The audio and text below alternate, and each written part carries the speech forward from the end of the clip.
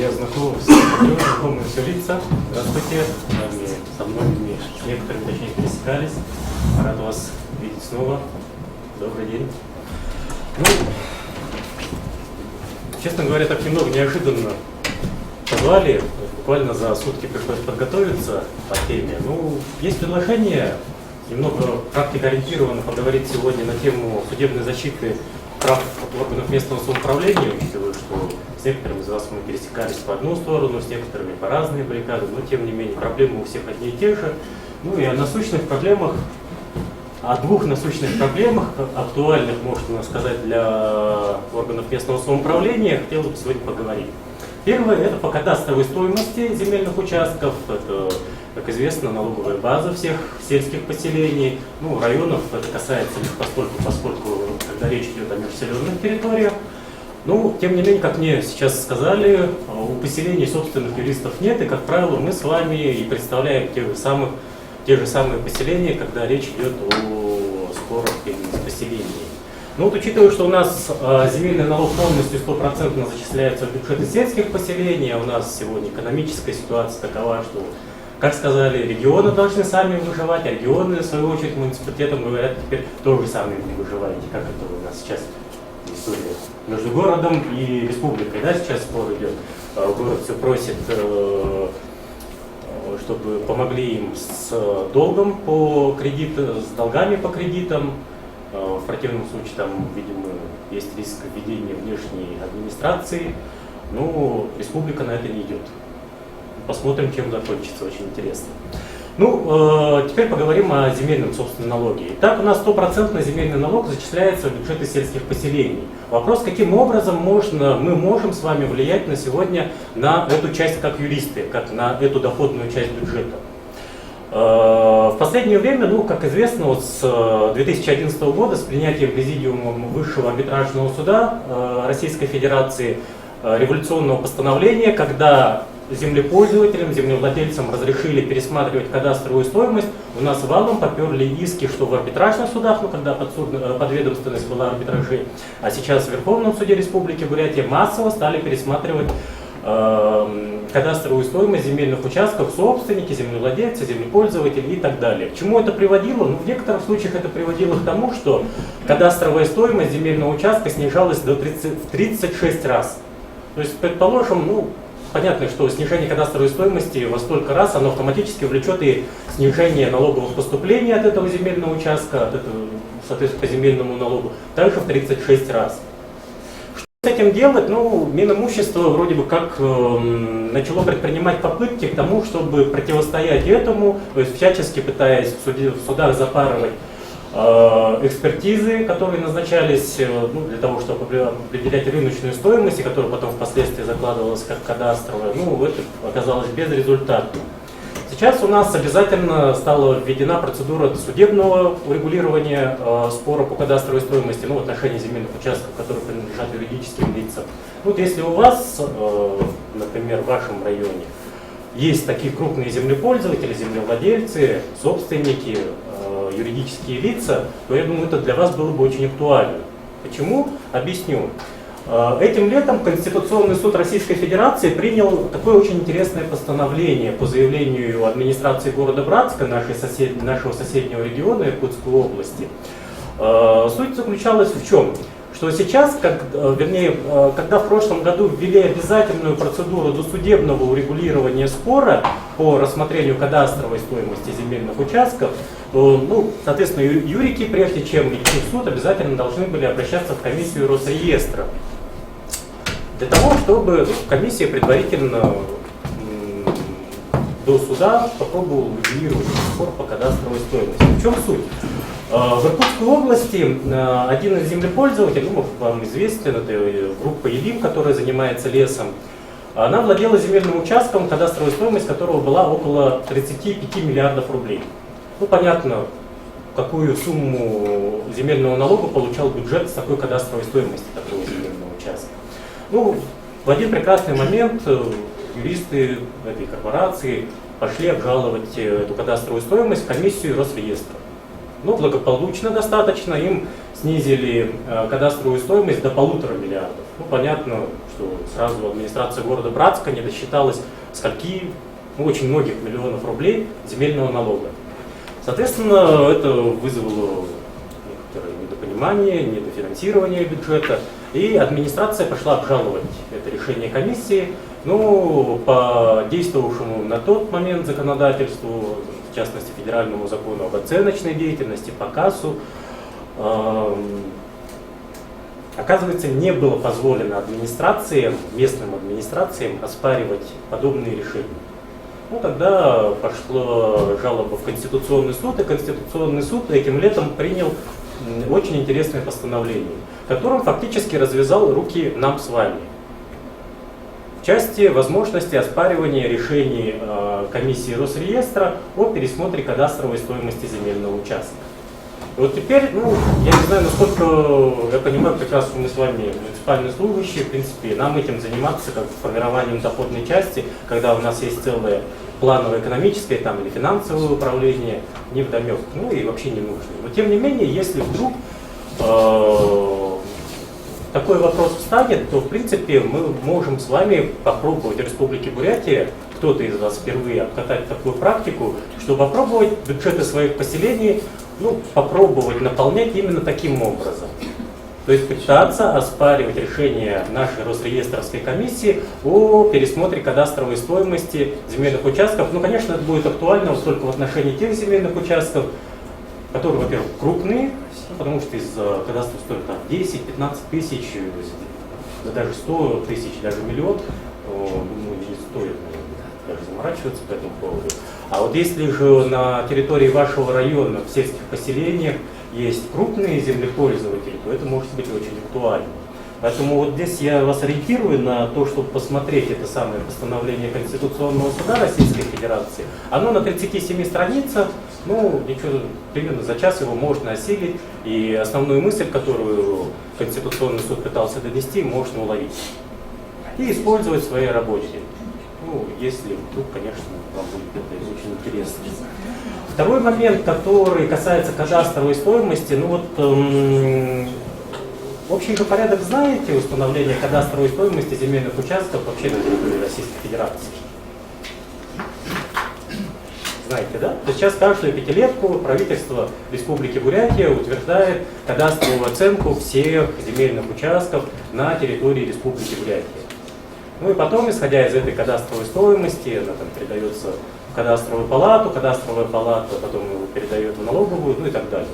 Каким образом мы можем влиять с вами, как муниципалитеты, на формирование, на утверждение этой кадастровой стоимости? Ну, вот здесь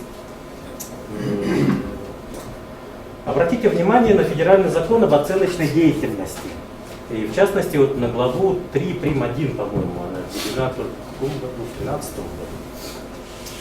И из этого федерального закона следует, я не помню статьи, но посмотрите, в течение 20 рабочих дней с даты включения проекта отчета об определении кадастровой стоимости в фонд данных государственной кадастровой оценки заказчик оценочных кадастровых работ, ну это у нас, как правило, имущество, да, выступает, обязан представить на своем официальном сайте в сети интернет соответствующую информацию и указать адреса для размещения замечаний. А органы местного самоуправления, в свою очередь, имеют возможность включать в фонд данных государственной кадастровой оценки свои замечания к проекту отчета. По истечении указанного срока исполнители работ вносят в окончательный отчет справку, содержащую информацию обо всех замечаниях, как учтенных, так и неучтенных, с соответствующим обоснованием по каждому из них, что является обязательным условием утверждения кадастровой стоимости земельных участков. Ну что это значит? Это 15-й год у нас сейчас уже прошел, очередная кадастровая оценка, по-моему, у нас проведена. Николаевич, по-моему, проведена, да? Сейчас у них на согласовании объектов недвижимости. Объекты капитальные, да? Да, да. Вот, ну, смотрите, у нас же по объектам капитального строительства у нас тоже есть интерес в том плане, что налог на имущество физических лиц – это сельские поселения, в районные у нас налог на имущество зачисляется? Никто не помнит. По-моему, там налог на имущество юридических, да, лиц? Юрлицо, скорее всего, делится. А, делит по... Да, да. Он, наверное, региональный налог, да, но по нормативу зачисления... Там... Физлица же местный бюджет? Да, местный. Физлица местный. Ну, там, тем не менее, какая-то часть нам все равно попадает, но, тем не менее, интерес тоже у нас может быть в отношении объектов капитального строительства, как физических, так и юридических лиц. Поэтому, смотрите, здесь тоже можно было бы обратить внимание, что если сейчас как раз идет согласование стоимости объектов капитального строительства, то здесь можно было бы воспользоваться механизмами, которые дает нам федеральный закон об оценочной деятельности, и каким-то образом повлиять, ну, естественно, наш интерес в сторону повышения, ну, чтобы, соответственно, граждане и юридические лица платили больше имущественный налог. Посмотрите, это интересно. Вот, так. Ну, кроме того, третий момент, который касается кадастровой оценки, ну, наверняка вам каждый день, ну или не каждый день, там, периодически приходят повестки там, с Верховного суда о том, что вас привлекут в качестве третьих лиц по пересмотру кадастровой стоимости. Ну, если земельный участок, в отношении которого пересматривается кадастровая стоимость, находится на территории вашего поселения или на территории района, ну почему-то у нас Верховный суд привлекает район, хотя земельный налог у нас зачисляется в сельские поселения. Ну, вам приходят повестки, да, исковые заявления периодически, вы их видите, при этом не считаете нужным, учитывая, что вы там в статусе третьих лиц проходите, участвовать в подобных заседаниях. Ну, позиция, скажем так, по-моему, не очень правильная. Здесь все-таки надо биться за то, что по таким делам пробовать опрокидывать экспертные заключения. Благо, что у нас пока оценщики и эксперты, которые участвуют по таким делам, не обладают, ну, являются, во всяком случае, не такими мастодонтами, как на Западе или в Москве. То есть, в принципе, взять федеральные стандарты оценки, что первый, что второй и третий, эти отчеты можно, в принципе, только так опрокидывать и, соответственно, чтобы либо вообще отказывали заявителю в пересмотре кадастровой стоимости, либо уже, может быть, назначали экспертизу какого-то другого эксперта, возможно, знакомого вам или подконтрольного вам, скажем так, в кавычках, для того, чтобы кадастровая стоимость, ну, скажем так, не занижалась в разы. А тем более, зная некоторых наших юристов, которые участвуют по таким делам, которые входят в сговор с оценщиками, ну, порой бывает так, что рыночная стоимость земельных участков устанавливается гораздо ниже той, которая должна быть установлена на самом деле. Ну, как следствие, опять-таки, не получаем земельный налог в наш бюджет. Поэтому обратите внимание, это интересная тема, учитывая, что в ближайшее время, видимо, ситуация у нас с межбюджетными отношениями еще больше усугубится, и поэтому каким-то образом и, наверное, главы администрации будут настаивать на том, чтобы все отделы, все управления вашей администрации работали на повышение доходной части бюджета. Будут требовать, давайте предложения. Ну, как юристы предложите, правда, конечно, понятно, что в итоге этим заниматься придется вам самим. Ну, может быть, что-то у вас получится. И второй момент, на котором я бы хотел заострить сегодня внимание, это опять-таки по снижению нагрузки, но уже, наверное, больше связано это с тем, как бы больше не допустить того, чтобы деньги утекали из бюджета и, в частности, из вашего кармана, из кармана ваших руководителей. Речь идет об административке. Ну, каждый из нас с вами постоянно сталкивается там, с трудовой инспекцией, с Роспотребнадзором, с Росприроднадзором, ну и другими надзирающими, контролирующими той же прокуратуры, которые только и норовят выдать нам с вами постановление об административном правонарушении или протокол, чтобы потом рассмотреться в мировом суде и получить свой заветный штраф. Штрафы сейчас не маленькие. Ну, вот. Толя Александрович, сколько штрафов заплатили уже? 5? Все, зарплаты хватает? Хватает? Ну ладно, хорошо живете. Здесь, смотрите, один такой момент, что в 2015 году Кодекс об административных правонарушениях, а именно статья 24.5 Кодекса, была дополнена частью 4. Я ее вам прочитаю, и, может быть, сразу уловите, в чем смысл моего выступления в этом контексте.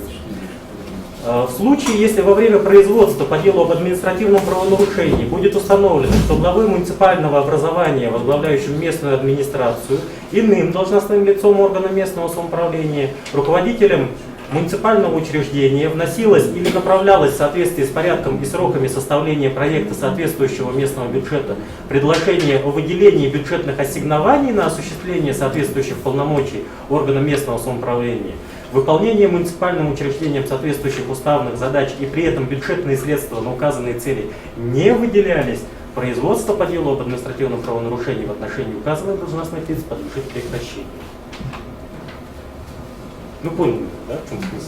Пока практику что-то на сегодня, на вчерашний момент посмотрел в консультанте, у нас все отказные, ну, они в основном отказные были в том плане, в смысле, что отказывали в прекращении производства по делу и все равно назначали штраф, только в связи с тем, что, ну, как оказывалось, возбуждали дело об административном правонарушении, выносили штраф, а уже или же в период административного расследования должностное лицо уже только в этот период обращалось к своему распорядителю с письмом, там, просим выделить бюджетные средства. Ну вот, сейчас у нас как раз идет формирование бюджета на очередной год. Вы примерно знаете, какие штрафы вас постоянно ожидают, ну точнее ваших руководителей, подведомственных вам, вашей администрации, руководителей учреждений. Поэтому, в принципе, можно сейчас уже запасаться некой подушкой безопасности. И достаточно же просто, чтобы было некое письмо, да, о том, что, вот, уважаемый Иван Иванович, вот, просим выделить там бюджетные средства на обеспечение там пожарной безопасности наших школ, наших детских садов там, и так далее. И потом, когда в 2017 году к вам приходит пожарник, там, ну, СЭС и так далее, ваш директор или ваш глава муниципального образования показывает это письмо и говорит, а мы в соответствующем, вот, в 2016 году сейчас просили деньги на это, но нам вот такие нехорошие не выделили эти деньги. Поэтому потом, впоследствии, когда будет рассматриваться дело об административном правонарушении, можно будет, ну, это такой хак небольшой, да, лайфхак, поэтому, может быть, воспользуетесь. Эта возможность как раз-таки сейчас есть, чтобы вот именно сейчас, пока идет формирование проекта бюджета, закладывать для себя, ну и для ваших коллег, руководителей и так далее, некую безопасность на 2017 год, но чтобы в 2017 году, когда к вам придет надзирающий орган, чтобы вы могли показывать соответствующие письма, ну и, соответственно, избавляться от административных штрафов. Речь, правда, здесь идет только, единственное, что здесь речь не идет о юридических лицах. Ну, в принципе, уже с проверяющими мы же всегда можем договориться, да, ему же не вдомек, что вы впоследствии будете ходатайствовать о прекращении производства по делу именно в этой части, поэтому с ним можно договариваться, чтобы штраф накладывали не на юридическое лицо, а на должностное. Ну, он составляет протокол, соответственно, а вы потом пользуетесь вот этой вылазкой. Кто-то пробовал уже обкатывать эту норму? Курумканский район у нас есть? Вот Курумкан обращался, но так, видимо, дело не доведено. Но, как мне говорили, им прокуратура, суд отказывал в положительном решении. Все равно штраф выписывался. Да. Несмотря на вот это право. Да. Ну, может быть, там надо смотреть, потому что, еще раз говорю, консультант смотрел, но там, правда, приводится же практика только верховных, областных, там, краевых, не ниже. А у нас же, как правило, мировыми районными заканчивается, никто не доходит до Верховного суда, даже в Бурятии. Но тем не менее, вот опять-таки анализируя ту практику, там я говорю, что там в основном, не в основном, а все отказные были как раз таки связаны с тем, что с письмом, с просьбой о выделении этих средств обращались уже опосля, когда начиналось рассматриваться. Если это письмо будет написано в течение финансового года, то есть, например, в мае, апреле, но оно предусмотрено заблаговременно. Здесь же написано, что при формировании, да? в соответствии с порядком и сроками составления проекта соответствующего местного бюджета. У нас ПБК. Да, согласен. Если позже того, то уже не имеет значения. Ну, да, как говорится. Поэтому сейчас как раз есть возможность, ну, пробовать на всякий случай. Говорите, давайте инструкции, тем более, что штрафы, ну, сколько у нас надзирающих контрольных органов? На дню, сколько в Тунку однажды приходило, мы что-то там звонили, там, на дню, сначала Роспотребнадзор, или в другом районе, не помню. Потом в обед пришел Роспотребнадзор, а к вечеру и прокуратура заявилась. Ну и, в общем, там, соответственно, последовали многочисленные штрафы. Поэтому попробуйте посмотреть эту норму. Может быть, то также вам и пригодится. Так. Простите, можно замечание? Вот я думаю, что можно в течение года. Мы же в течение года постоянно вносим изменения в бюджет. Да. Если мы, ну, кстати, кто там обратился с письмом до начала проверки, скажем, да, при проведении сессии, перед сессией, здесь, мне кажется, До уже начала должна проверки, действовать. но не после. Да, но только не До после проверки. того. Об этом Да. речь идет. Я не знаю, здесь смотрите, здесь в конце концов вы будете иметь дело не с арбитражниками, а будете иметь дело с мировушками и с районными судами. Поймут они такой финт ушами, не поймут. Вот видите, вот в этом только вопрос. Поэтому если бы это... Поэтому надо два финта иметь. Да. До формирования бюджета и в Ну, в ходе принципе, исполнения можно бюджета. этих писем запасти на все случаи жизни, так уж. Ну, конечно, вы же знаете, по каким основаниям к вам придут и по каким будут штрафовать, да? Тут проблематично, что тут уже не письмо нужно будет, а проект бюджета уже конкретный, то есть с... Поправки. Нет, да. почему? Нет, Проект просто бюджета. обращение. Если обратились, а проект не внесли. Да. Проект все равно формирует Проект- финансовый орган. Да, проект формируется финансового органа, обращается то в представительный орган, поэтому да, как бы в представительный орган уже должен поступить готовый уже проект бюджета. Болванка письма одна и та же будет, только меняется шапка. Либо в представительный орган, либо начальнику финуправления, либо главе района, да? Ну да. Я, к примеру. Ну я Поэтому сомневаюсь. 3-4 письма заготовить, написать. Но все равно, Алдар Эдуардович, я бы...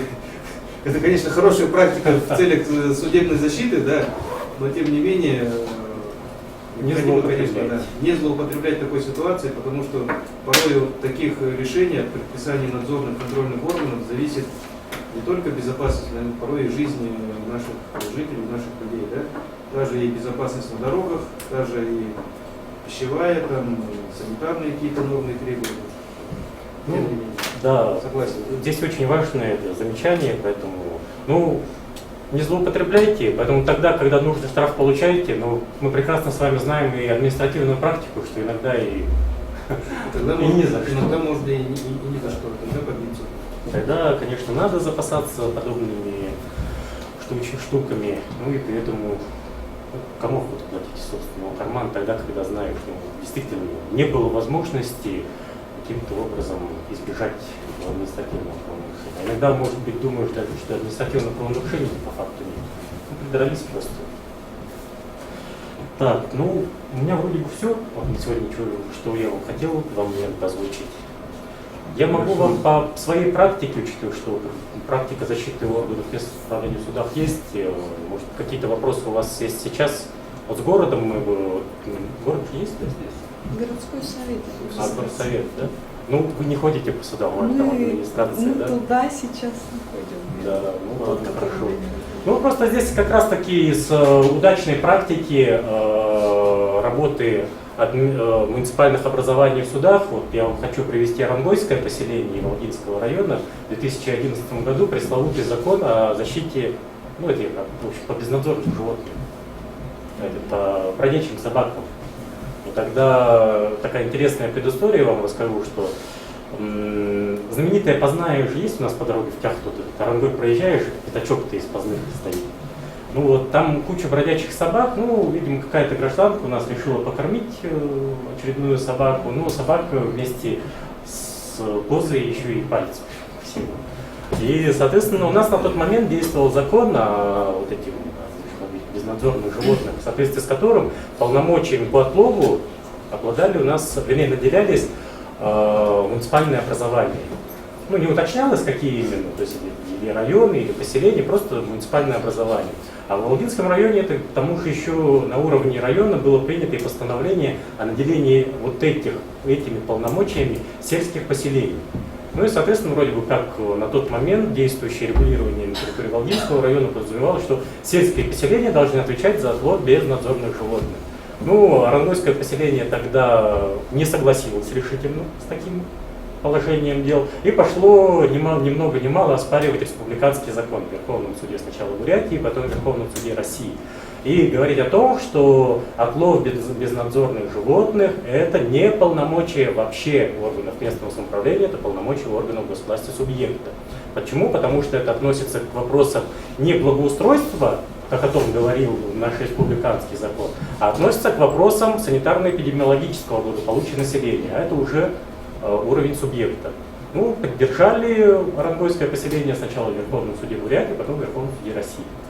Ну, помните, тогда у нас обострялась ситуация в городе с этим. Ну, город тогда тоже вздохнул и очень много благодарности говорил главе Орангоя Рамсу Владимировичу Стрельшапову, большое спасибо и так далее. Да? Но тем не менее, сельское поселение отбилось от гражданского иска, то есть пока оспаривали закон, там производство по делу о возмещении ущерба приостанавливали, ну а потом благополучно в районном суде и отказали в иске, исходя из того, что сельские поселения, вообще муниципалитеты не должны отвечать за оплот безнадзорных животных. Это должен делать регион, субъект, и, соответственно, взыскали ущерб с бюджета Республики Бурятия. После этого я знаю, что такие случаи пошли, ну, аж немало было фактов нападения на собак. Ну, бюджет Республики отвечал за каждый из этих случаев.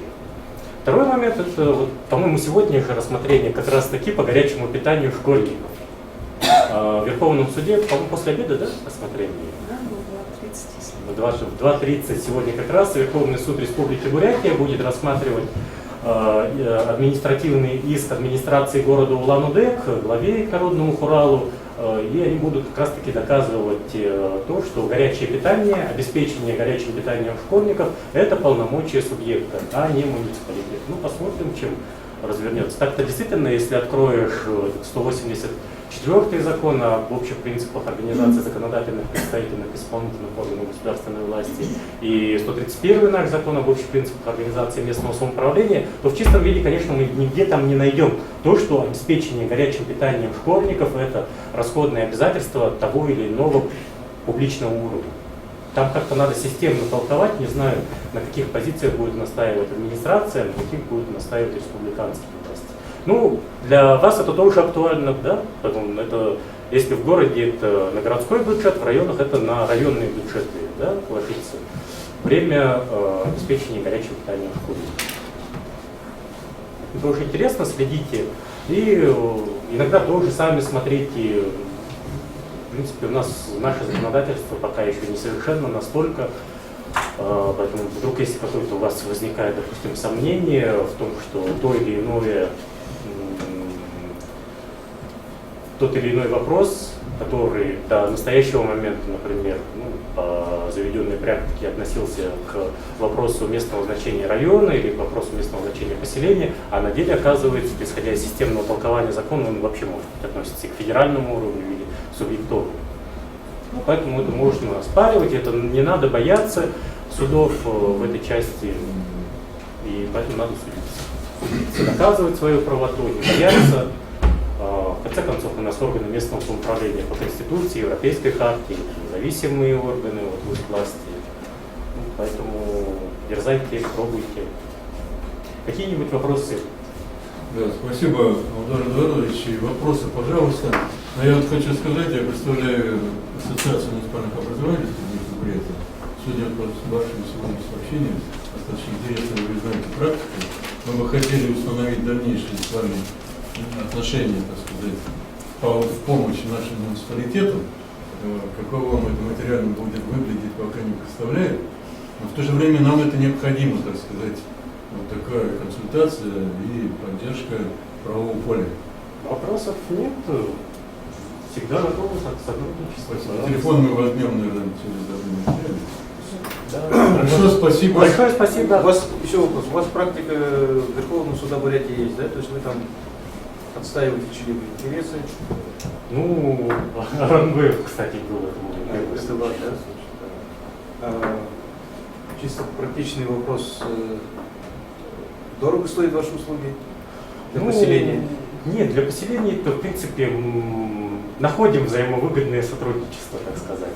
Ну, поэтому по большей части это мы как работаем на выборах со многими главами, в частности, я, мои друзья. А поэтому уже потом по знакомству, скажем так, по дружбе, ну, помоги, пожалуйста. Так работаем. Поэтому, ну, если другие будут обращаться, почему? Хорошо. Вопросы, пожалуйста. Да. Вернемся к земельным отношениям. Да? Скажите, пожалуйста, почему уголовные дела возбуждены по должностным, в том числе по коррупционным преступлениям, да, где правонарушения, связанные с реализацией, ну, с перепродажей земельных участков, почему они оцениваются по рыночной стоимости? Ну, потому что там очень интересно, вы, может быть, какое-то конкретное дело имеете в виду? Там, снимаешь все уголовные дела, какой район? Рабогатайский, ну да. Ну, Синдуйское сельское поселение. ну, это сразу понятно, если это Рабогатай, то это что-то ближе к городу, наверное, речь идет об этих участках. Смотрите, там вы же наверняка анализировали уголовный кодекс в этой части. То есть там, смотря какую статью там вменяли. Там два состава меняли, 292 и 285. И они обе устояли, и через районный суд, через Верховный суд, апелляционную инстанцию пошли. Ну, смотрите, у нас здесь кадастровая стоимость, опять-таки, здесь, может быть, я не могу точно говорить, просто предполагаю. Скорее всего, наш земельный кодекс говорит о том, что кадастровая стоимость у нас применяется только в целях установления арендной платы, и только в целях установления налоговой базы. Во всех остальных случаях, в том числе, видимо, по уголовным делам и связанным с реализацией земельных участков, у нас везде оперирует земельный кодекс с понятием рыночной стоимости. Может, не только из-за этого. То есть, исходя просто тупо из формального, что кадастровая стоимость это только для аренды и только для налогов. Соответственно, в уголовно-правовых отношениях и вообще в иных экономических отношениях только рыночная стоимость. Получается, глава сельского поселения, когда предоставляет землю в аренду или там, например, группу земельного участка, он же не продает по рыночной стоимости. А там у вас прямое предписание только по кадастровой стоимости, конечно. А ущерб оценивают? Нет, а там что за интересное такое дело? Он занизил, что ли, эту стоимость? Нет, просто как бы... Было большое различие между кадастровой и рыночной. А в какую сторону? Рыночная... Рыночная была основная причина. А, рыночная была Намного больше, да?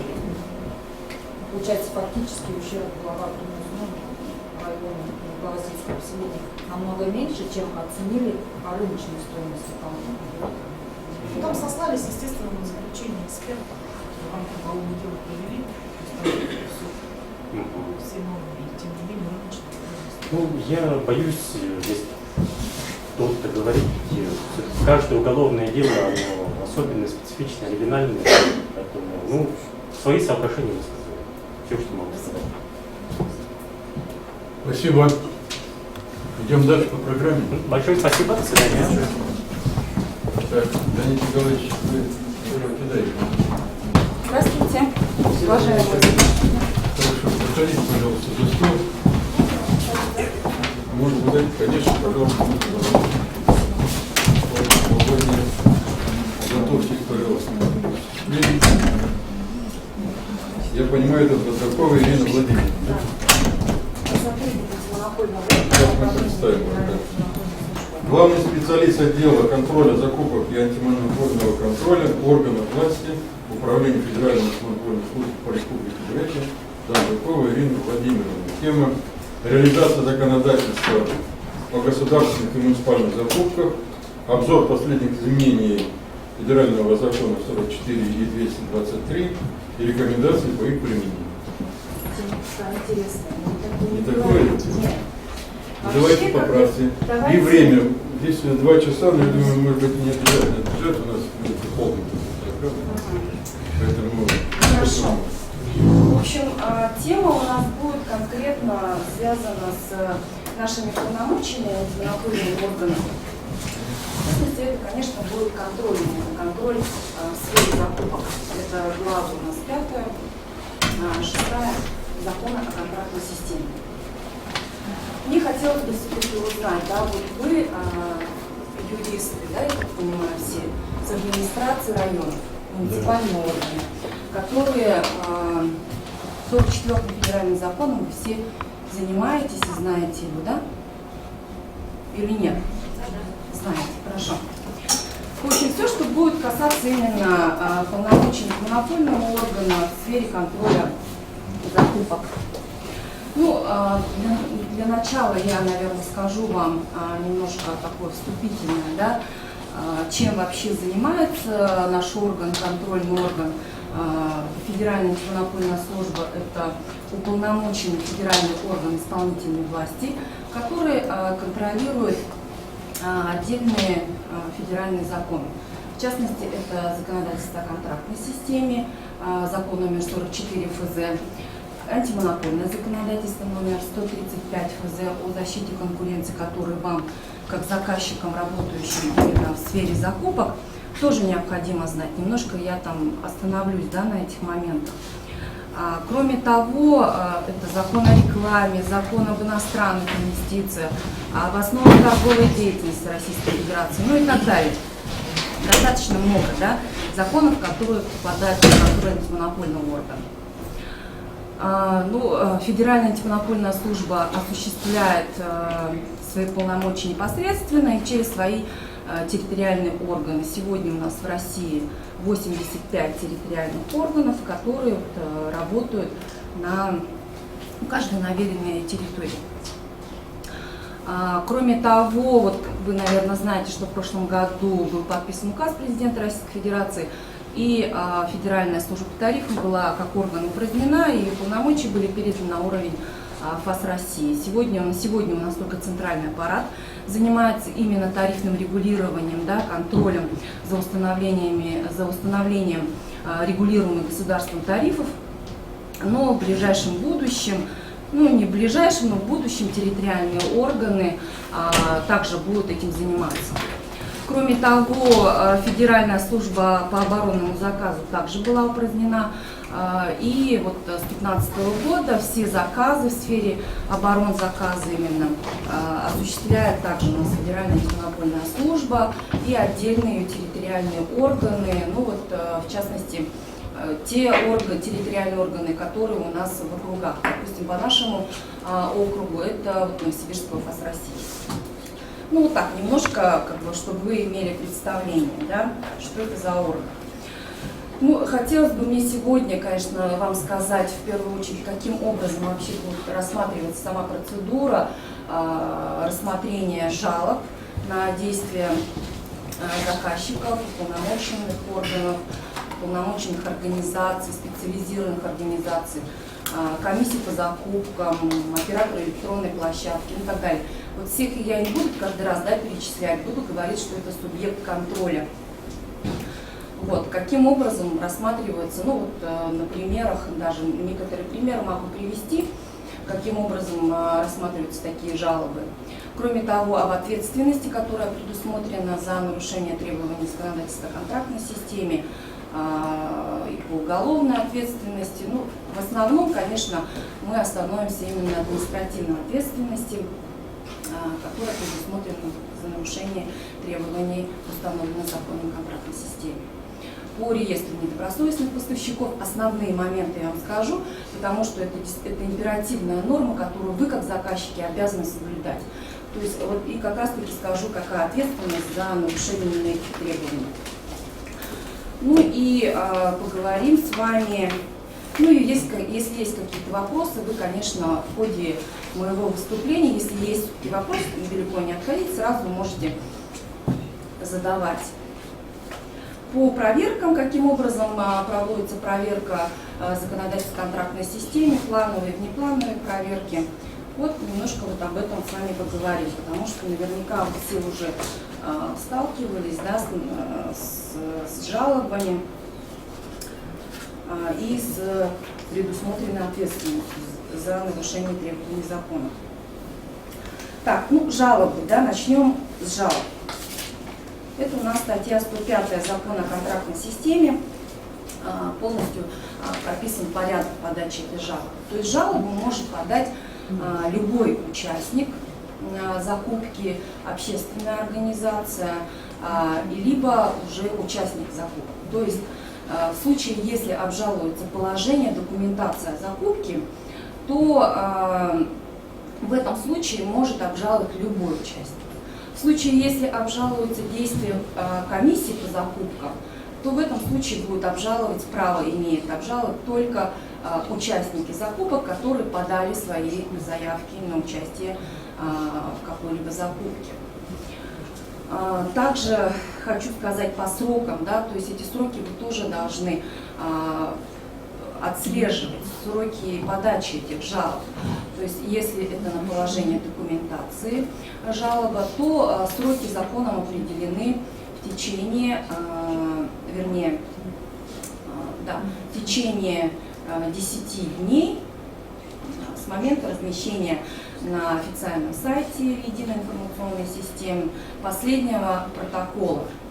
Ну, последний протокол, которым завершилась ваша закупочка. Вот от этой даты 10 дней. В случае, если этот срок нарушается, то здесь только уже в судебном порядке возможно это сделать. В случае, если действия комиссии по закупкам обжалуются, то вы прибавляете опять же 10 дней с момента, извините, я запуталась. То, что я первый срок вам сказала, да, 10 календарных дней с момента последнего размещения протокола, это касается именно, когда жалоба поступает на комиссии по закупкам. В случае, если поступает жалоба на положение документации о закупке, то этот срок определен как до окончания подачи срока заявок, да, на участие в таких торгах. То есть вы получили жалобу, получили, допустим, от контрольного органа требования о приостановлении вашей закупки. Данное требование выставляется именно не на приостановление вообще всех процедур ваших закупок, а именно только на заключение контракта. То есть все ваши процедуры, которые предусмотрены были в извещении, документация закупки, вы их продолжаете. То есть приостанавливаться не надо. Если это электронный аукцион, то здесь, видите, сложности будете. Если вы, допустим, взяли процедуру аукциона, приостановили, увидев наши требования, хотя мы в требовании конкретно жирно прям выделяем, что именно на стадии заключения контракта приостанавливается ваша закупочка. Если вы это сделали раньше этого, как бы на процедуре, допустим, самого аукциона или рассмотрения там, вторых частей заявок, то потом уже возникают сложности именно вот, с этими сроками. Поэтому запомните, что требование выставляется именно на запрет заключения контракта. В случае вот, по результатам рассмотрения таких жалоб выносится решение, либо жалоба признается у нас обоснованной, либо она признается необоснованной. Если все-таки жалоба обоснована, то выдается предписание. Предписание конкретные шаги, да, указаны, которые вы должны совершить для устранения допущенного нарушения. Иногда бывает так, что жалобы у нас признаются необоснованными, доводы, да, установленные, указанные в жалобе. А по результатам внеплановой проверки, которую контрольный орган в соответствии с законом о контрактной системе обязан провести, может быть и выдано предписание и указано, какие нормы закона нарушены субъектом контроля. Значит, рассмотрение жалоб у нас проводится в соответствии с административным регламентом, утвержденным приказом ФАС России от 19 ноября 2014 года, номер 727/14. Вы запишите этот регламент, да, реквизиты его, и найдете в правовой системе. Это приказ ФАС России от 19 ноября 2014 года, номер 727/14. В данном административном регламенте четко прописаны все процедуры, да, которые должен антимонопольный орган при рассмотрении жалоб произвести. Можно повторить? Так, приказ ФАС России от 19 ноября 2014 года, номер 727/14. Данным приказом утвержден у нас административный регламент по исполнению государственных функций по рассмотрению таких жалоб. На устранение допущенных нарушений сроки для устранения нарушений как бы законом они не определены, но у нас в практике это 6 рабочих дней дается на устранение допущенного нарушения. То есть по результатам рассмотрения жалобы объявляется резолютивная часть решения в течение 3 рабочих дней. Решение, либо решение и предписание изготавливается в полном объеме. Сама жалоба у нас рассматривается в течение 5 рабочих дней. То есть вот такие сроки очень короткие, да, такие сжатые сроки, именно вот предусмотрены для как бы быстрого, наверное, решения вот этих вопросов. случае, если действительно есть какие-то нарушения данного закона. Ну и участник закупки, к примеру, может одномоментно обращаться с жалобами не только вот по главе 6, да, 44 ФЗ, но одномоментно может, конечно, в судебном порядке обжаловать действия субъекта контроля. Предписание какого рода, да, выдается? Предписаний достаточно много разных видов предписаний. Ну вот хочу обратить внимание на один из как бы, ну, новых, не новых, да, видов предписаний, которые у нас вот с 2016 года введено. Это вот при проведении электронных аукционов. В случае, если, к примеру, жалоба была подана на комиссию по закупкам, именно на процедуру, допустим, рассмотрения первых частей заявок. Потому что вы, наверное, сами прекрасно видите, да, и знаете, что наши закупщики в основном проводятся именно электронным способом, то есть открытые аукционы в электронной форме. То есть больше процент именно вот такая форма закупки у нас идет. Она достаточно эффективная, потому что заявки выдаются обезличенные, да, и поэтому как бы никто из заказчиков не знает, кто участвует, принимает участие. В общем, ну, в принципе, как бы отмечается, статистика уже имеется, что электронные аукционы действительно у нас сегодня самый эффективный способ закупки. Ну, хочу сказать, что уже в первом чтении в Госдуме прошло новое будет у нас внесение, вернее, изменений в закон о контрактной системе, где вот будут и открытые конкурсы наши, и запросы котировок, и запросы предложений. Все будет проводиться в электронной форме. Это вот в ближайшем будущем такое будет у нас. Вот, я немножко отошла, да, вот от темы по предписанию. В текст предписания обязательно включается, если вы все-таки допустили нарушение именно при проведении процедуры рассмотрения первых частей заявок. Допустим, незаконно какую-то заявку отклонили, да, или признали несоответствующей, не допустили к участию в аукционе, то в этом случае предписание будет звучать таким образом. И в случае, если ваша процедура, уже сама процедура аукциона была проведена, то есть уже предложения от участников были поданы, и даже, может быть, и проведена процедура рассмотрения вторых частей заявок, да, частенько бывают такие жалобы, то в этом случае мы вас возвращаем обратно на процедуру рассмотрения первых частей заявок, указывая о том, что вот этого участника необходимо допустить к участию в аукционе, что вы незаконно совершили эти действия, да, по отклонению этой заявки. Но участники закупки будут торговаться не с начальной максимальной цены контракта, которая изначально заказчиком установлена, а именно с цены контракта, которую была предложена самая наилучшая по этому аукциону. То есть, вот, ну, так скажем, победитель, от цены победителя будут торговаться все участники закупок. Но об этом нам вот пишет центральный аппарат, да, что в предписании мы теперь вот это обязаны указывать, ну, с целью вот, для обеспечения экономии бюджетных средств. Вот такой вид предписания, один из новых, да, видов предписания у нас. По жалобам, как бы, общее такое представление. Я вам, наверное, как бы сказала, вот жалоба поступила, в первую очередь дается 2 рабочих дня для того, чтобы понять, стоит ли рассматривать эту жалобу, соответствует ли она требованиям закона о контрактной системе, а именно статье 105. Вот здесь полностью, если вы эту статью изучите, прописано, что должна содержать жалоба, и в каких случаях эта жалоба возвращается, то есть все эти случаи у нас прописаны в статье 105. Я конкретно сейчас не буду останавливаться, потому что у нас с вами не так много времени. и какие жалобы должны быть переданы по подведомственности, да, в другие контрольные органы. Ну, вы уже знаете, что у нас на сегодня по уровням, допустим, на федеральном уровне это ФАС России территориальные органы, которые контролируют данное законодательство.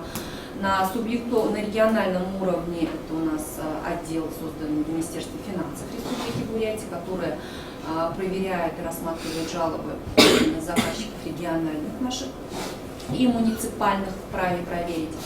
А муниципальные органы контрольные, да, в сфере закупок проверяют только своих муниципальных заказчиков.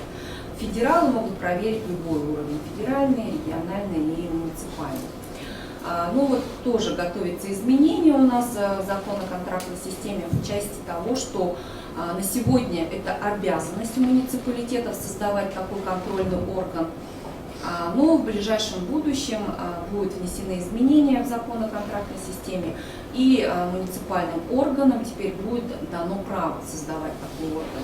То есть это будет зависеть от средств, да, бюджетных. Если все-таки в бюджете будет деньги на создание такого органа, то муниципалитет вправе будет создать. Если нет, и если нет в этом необходимости, то вправе и не создавать такой контрольный орган. Вот, это пока в будущем, пока как бы обязанность такая есть. Да? Так, вот, поступила жалоба, 2 рабочих дня, значит, мы разобрались с этой жалобой. В случае, если она подлежит рассмотрению, то выставляется требование о приостановлении закупки субъекту контроля и направляется уведомление о месте и времени рассмотрения данной жалобы заявителю. В течение 5 рабочих дней рассматриваем жалобу. На заседании комиссии у нас участвует, вообще решение принимается комиссионно, то есть обязательно должен председатель комиссии принимать участие и члены комиссии. То есть больше там 50% для кворума. Обычно у нас на заседании по 3 человека состав комиссии нашей. Вот. По процедуре рассмотрения жалоб у вас есть какие-то вопросы? Ну, я вот пример, да, наверное, приведу, какие у нас бывают жалобы, вообще какие нарушения у нас заказчики допускают. Зачастую вообще, как бы я хочу обратить ваше внимание, да, что вы при разработке своей документации о закупке обязаны руководствоваться требованиями законодательства о контрактной системе, конечно, в первую очередь. Ну и не забывайте о законе о защите конкуренции, а конкретно это статья 17, да, закона о защите конкуренции, номер 135 ФЗ. 17 статья – это антимонопольные требования торгам, запросу котировок, запросу предложений. То есть, почему я об этом вам говорю, да, зачастую поступают к нам жалобы, указывается нарушение также из статьи 17 закона о защите конкуренции. Действительно, это действия, которые приводят или могут привести к ограничению, недопущению, устранению конкуренции. То есть данная 17 статья, она такая очень широкая, да, широкого такого применения. То есть, в принципе, все ваши нарушения по закону о контрактной системе, они автоматически подпадают под нарушение статьи 17 закона. Зачастую бывает так, что иногда 44 ФЗ не предусматривает, вернее, по 44 закону невозможно, да, сказать, какая норма, допустим, заказчик не нарушена, а тем не менее приходим к выводу, что нарушение имеется, то она может квалифицироваться именно по статье 17 закона о защите конкуренции. Но там процедура рассмотрения иная, там другой административный регламент, другие сроки, там абсолютно другая процедура, поэтому в этих случаях такие жалобы передаются на рассмотрение в отдел, да, по процедуре возбуждения дел о нарушении антимонопольного законодательства. Вот, поэтому, конечно, с учетом этой нормы вам тоже необходимо разрабатывать все свои документы по закупкам. В основном сама документация вашей о закупке, она, в принципе, дублирует закон о защите о контрактной системе, в принципе, потому что закон, да, вот этот, ну, как бы многие считают, что он сложный по применению, но тем не менее надо отдать должное, что в этом законе прописаны вообще полностью все процедуры. То есть вам ничего не надо самим изобретать, да? Сама документация у вас будет прямо копироваться из самого закона. Единственное, каждой закупки у вас что будет как бы специфика, да, это, конечно, ваше техническое задание, всякие приложения к документации, да, то есть в основном поступают жалобы именно на техзадания и на проект контракта, на проект государственного муниципального контракта. Вот, одна из жалоб как раз таки поступила в антимонопольный орган по проекту государственного контракта. Вот, в частности, одни из нарушений вот такие. Все я не буду как бы, да, говорить, ну вот такие были, которые встречаются у нас, бывают. Это был электронный аукцион. И заказчик предусмотрел в проекте контракта о том, что генеральный подрядчик, да, обязан уведомлять заказчика о том, что он привлек на субподряд какую-либо организацию. Кроме того, он не только должен уведомить, но и представить все необходимые документы, там допуски, свидетельства СРО, вы все это знаете наверняка, о том, что вот этот субподрядчик имеет все эти разрешительные документы. То есть без согласования договор субподряда не может быть заключен. Кроме того, контракт, это федеральный заказчик у нас был, цена контракта была 43 там, с небольшим миллиона рублей. Ну, как вы, наверное, знаете, что в соответствии с частью 23 статьи 34 закона о контракте, 34 статья это регулирует у нас заключение, да, контрактов. 23 часть статьи 34 говорит о том, что если начальная максимальная цена контракта при осуществлении закупки превышает размер, установленный правительством Российской Федерации, то в этом случае заказчик обязан как бы установить такое требование, да, в контракте о привлечении на субподряд организации. При этом цена должна составлять более чем 10% цены контракта. Вот такая норма имеется. И есть у нас в исполнении этой нормы принятое постановление правительства 775, которое устанавливает вот эти размеры. То есть для федерального заказчика это 1 миллиард рублей. В данном случае закупка была менее чем 1 миллиард рублей, поэтому такое требование оно было установлено незаконно. В связи с этим комиссия посчитала, что нарушается часть 23 статьи 34 закона. Кроме того, заказчик предусматривает, что вообще как бы оплата за произведенную работу, да, будет произведена в течение 300 календарных дней подрядчику. 300 календарных дней – это почти календарный год, да, то есть выполнены полностью работы, все акты КС подписаны, а оплата будет только вот в течение 300 календарных дней. То есть данная норма, вы знаете, что у нас закон о контрактной системе на сегодня не регулирует вот эти сроки оплаты. Она регулирует оплату только если у вас закупщик была проведена для субъектов малого предпринимательства, да, и, САНО, САНКО и СМП. Там установлено законом 30 календарных дней, что вы должны оплатить эти работы. Для других контрактов этот срок не оговорен в законе. Но, тем не менее, антимонопольный орган посчитал, что 30 календарных дней – это достаточно длительный срок. Все-таки разумность, она должна быть. Но не в понимании, да, ГК как разумный срок. Тем не менее, это разумный срок, он должен был быть. Мы сослались на часть 1 статьи 711 Гражданского кодекса, где указано, что заказчик обязан платить подрядчику обусловленную цену после окончательной сдачи результатов работы. То есть в данном случае будет нарушаться статья 8 Закона о контрактной системе, когда вот эти действия ваши приводят именно к ограничению количества участников закупки. То есть все-таки по оплате хочу сказать, что также сейчас у нас выйдут изменения, да, в закон о контрактной системе, и вот эти сроки в законе они будут.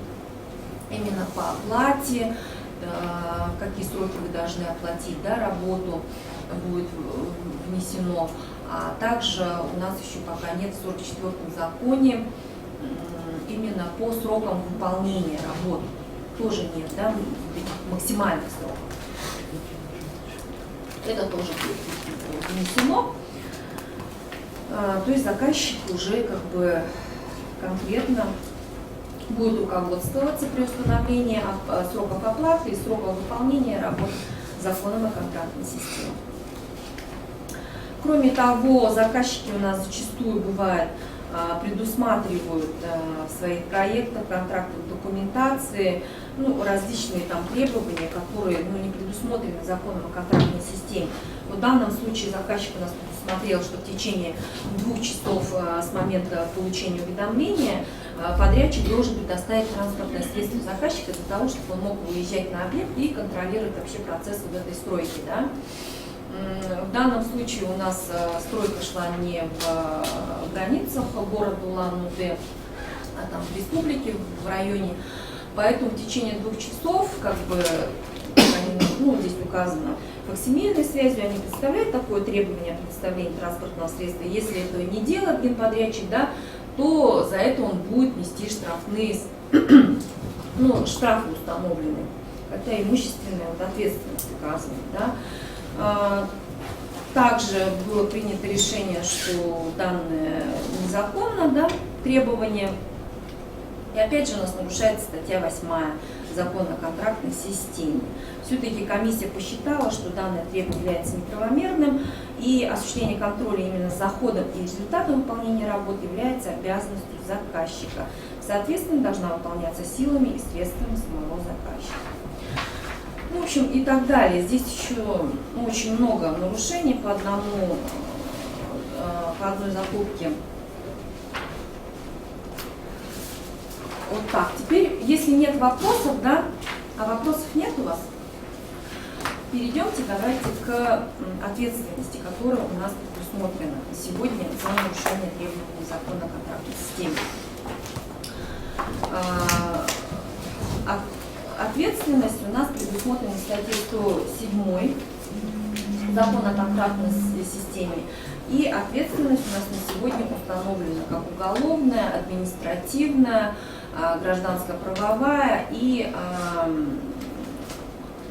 по трудовому законодательству. Да? По трудовому законодательству я вам не буду говорить. Наверное, сами прекрасно знаете, у нас сегодня как бы 3 вида дисциплинарного взыскания. Выговор, замечание, выговор и увольнение. Это у вас уже работодатель как бы будет, да, принимать такое решение. С вами поговорим по уголовной ответственности. Конкретной какой-то одной нормы, да, у нас на сегодня нет в Уголовном процессуальном кодексе. Но достаточно много. По практике мы смотрим за нарушение закона о контрактной системе, какие нормы применяются, я вам скажу. На сегодня у нас также готовится новый кодекс Российской Федерации административных правонарушений. Он, кстати, вступит тоже в ближайшее время. Уже первым чтением прошло. Он будет похож больше на уголовный кодекс. В этом КоАПе будет вводиться ответственность по всем статьям дисквалификации должностного лица. И еще один дополнительный вид – это ликвидация юридического лица.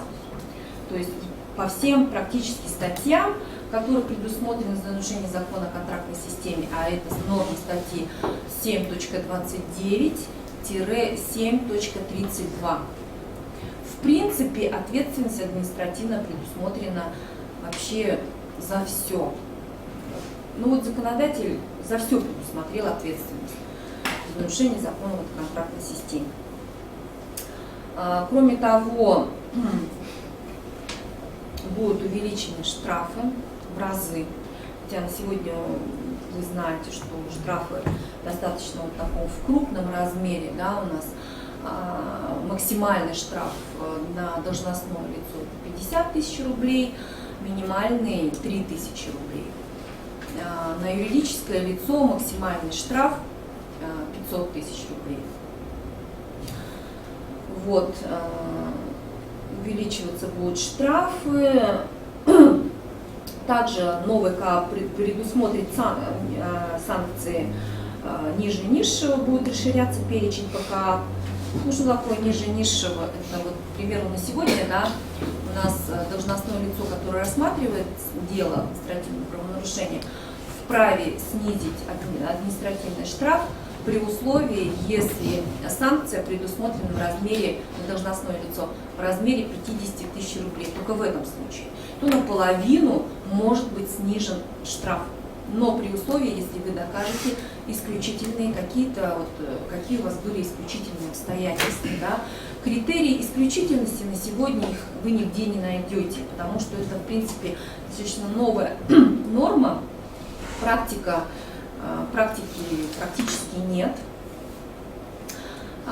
Ну, это уже, видимо, по внутреннему убеждению лица, рассматривающего административное дело административного правонарушения. Ну вот как все-таки будет вот этот перечень расширяться, когда можно будет снизить штраф несколько раз, да? Вот.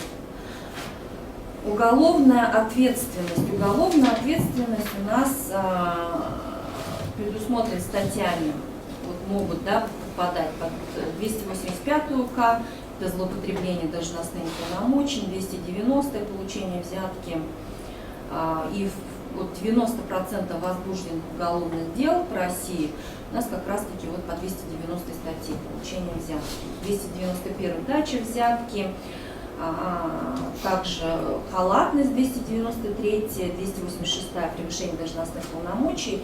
Вот эти статьи у нас предусмотрены, вот по таким статьям возбуждаются дела уголовные за нарушение требований законодательства контрактной системы. Вот. По административной ответственности в июле 2016 года, вы, наверное, уже знаете, что у нас ответственность вступила за планирование закупки с 1 июля 2016 года. Это статья 7.29, да?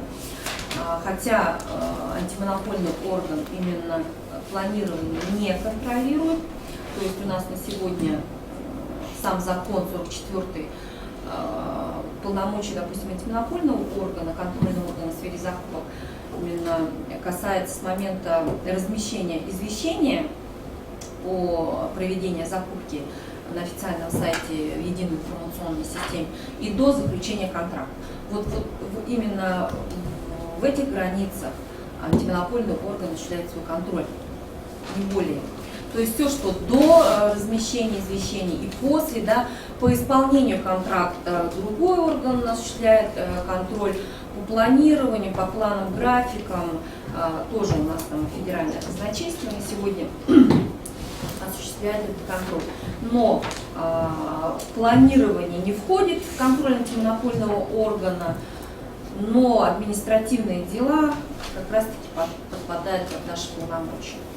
То есть само дело, да, протокол у нас составляет УФК, а рассматривает дела антимонопольный орган.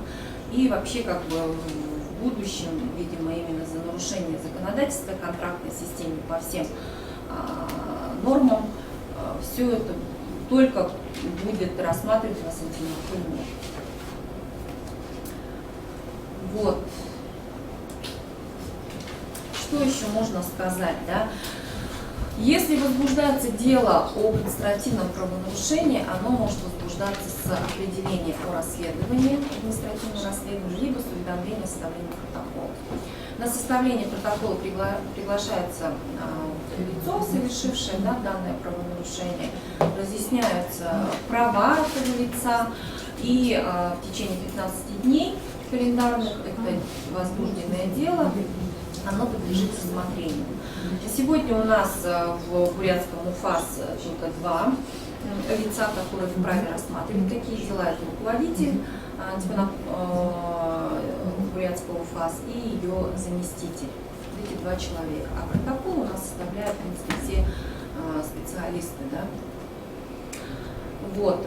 На рассмотрение дела вы вправе заявлять ходатайство любого рода, который у нас предусмотрено Кодексом административных правонарушений.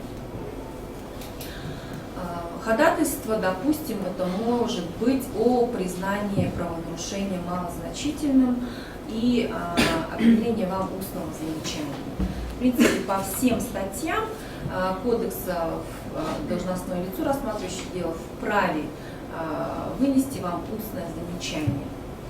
На сегодня, опять же, критерии малозначительности тоже нигде они не определены ни в КоАПе, ни в каких-то там законах, да, вы их не найдете. Ну, есть, конечно, практика по малозначительности. Вот, есть у нас и Верховного суда, и Высшего арбитражного суда практика именно по признанию правонарушения малозначительным. Есть также в антимонопольном органе методические рекомендации, разработанные центральным аппаратом, какие правонарушения могут быть признаны малозначительными. Но вот их, наверное, там пунктов 12, да, которые должны рассматриваться в совокупности. Ну, мы приходим к такому выводу, что вообще за нарушение за нарушение законодательной контрактной системы вообще как бы невозможно применять такую санкцию, как устное замечание. Потому что это действительно составляет формальный состав, да, нарушение нарушил, здесь как бы и в принципе на сегодня у нас по практике нашего органа в 2016 году практически устных замечаний нет. Потому что по итогам 2015 года прокуратура нас проверила, и в 2015 году у нас очень большой был процент, когда были вынесены устные замечания, это было сделано такое замечание на сегодня. И в принципе мы сейчас вообще как бы в этих судах, да, по грязи, так скажем, в общей юрисдикции, конечно же, штрафы большие, поэтому все идут обжаловать. На обжалование вам дается 10 дней с момента получения постановления о назначении административного наказания. Вот. Устное замечание, в принципе, в нашей практике не было такого, чтобы обжаловали. Ну, вот штрафы, в принципе, каждое второе постановление сегодня у нас обжалуется. Ну, в общем, хочу сказать по практике, да, вот последнему, по 2016 году, что в начале года суды общей юрисдикции первой инстанции, да, районные наши суды, которые в полномочиях рассматривают такие дела, они в состав оставляли, то есть само как нарушение оно было, признавалось, да, судом, но выносилось устное замечание, то есть признавалось нарушение малозначительным. В Верховном суде данные решения отменяются. Зачастую, в основном, у нас практика такая. Поэтому на сегодня вот как-то, ну, вот так, да, сложилось, что Верховный суд все-таки всегда пишет о том, что это формальный состав, и за нарушение законодательства контрактной системы должен быть предусмотрен штраф. Вообще вот практически по многим статьям, да, вот этим, которые предусмотрены за нарушение законодательства контрактной системы, предусмотрена двойная конструкция, когда несет ответственность не только должностное лицо заказчика, но и юридическое лицо. В этих случаях необходимо возбуждать сразу 2 дела административного правонарушения. Но пока нам в некоторых, ну как сказать, не то, что в некоторых, юридическое лицо, если наказывает, у нас заказчики в основном это органы власти, местного, да, самоуправления. Поэтому, в принципе, скажем, из бюджета в один и тот же бюджет, то есть ну, мы не видим смысла в этом, пока нам как центральный аппарат на этот счет не обязывает нас возбуждать также на юридическое лицо. На юридическое лицо очень большие штрафы. Поэтому мы ограничиваемся должностными лицами. Вот. Кроме того, ходатайство вы можете заявлять о применении вот санкций, которые я вам сказала, да, что это исключительное обстоятельство, и просите снизить размер штрафа наполовину. Ну, в общем, ходатайства, они разного рода могут быть. И в случае, если вы не обжаловали данное постановление, 10-дневный срок, да, если эти 10 дней у вас прошли, то вы вправе, конечно, в суд заявить ходатайство о восстановлении пропущенного срока. Но для этого, конечно, должна быть уважительная причина. Ну, в основном восстанавливают судебный дистрибутор. Если вы не обжаловали 10-дневный срок, если вы не оплатили административный штраф, а штраф должен быть оплачен в течение 60 календарных дней, то возбуждается автоматически дело по статье 20.25. Это уклонение от исполнения административного наказания. В этом случае предусмотрена санкция двухкратный, да, размер. Если, к примеру, штраф наложен в размере там, 10 тысяч, к примеру, да, то еще плюс 20 тысяч. Итого 30 тысяч. Ну, вот, как бы я вам хочу сказать, что многие как бы не знают, да, нормы кодекса административных правонарушений, пропускают эти сроки, не контролируют, не обжалуют постановление, и 60 дней проходят, и вот как бы потом наступает уже другая ответственность, которая в двукратном размере.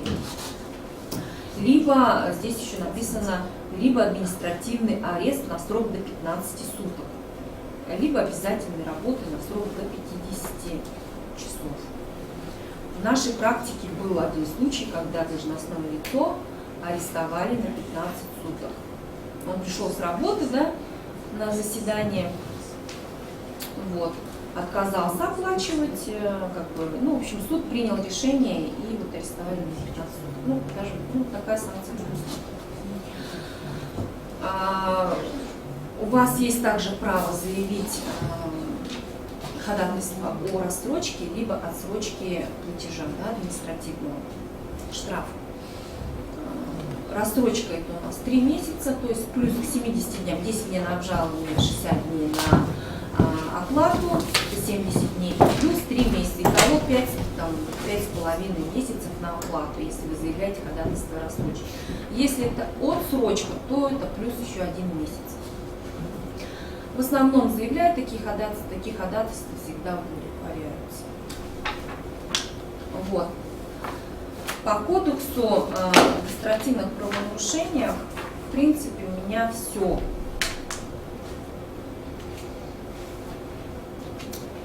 Есть вопросы? У нас по объему еще сколько времени?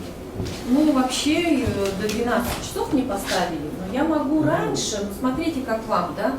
Если вопросов сильно нет, то я сейчас... Можно ускориться. Да, можно пораньше. Потому что у нас тут еще одну тему мы не рассмотрели до обеда. Так, вопросы, пожалуйста. Давайте я вам скажу по реестру недобросовестных поставщиков, потому что в последнее время, да, участились у нас дела, которые возбуждаются нами в административных правонарушениях, как раз таки, когда у нас заказчики нарушают процедуру расторжения в одностороннем порядке. Ну, что такое реестр недобросовестных поставщиков? Вы, наверное, знаете, это такой ресурс, да, в сети интернет с открытым доступом, в который включаются сведения о неблагонадежных участниках закупок. Елена Ивановна, извините, у нас по времени сколько, то я чувствую, народ уже подустал, у нас 9 часов, по идее, мы должны были перерыв сделать. Если у вас сколько, если без перерыва, то потеря. по Но времени. если вам надо перерыв, вы можете, конечно, ходить. Как Давайте, 10 Перерыв. минут отдохните. давайте отдохнем, проветрим помещение, чувствую, что кое-что там Да, вы уже остается. устали. Вы, кстати, собирались Поэтому- перейти сейчас.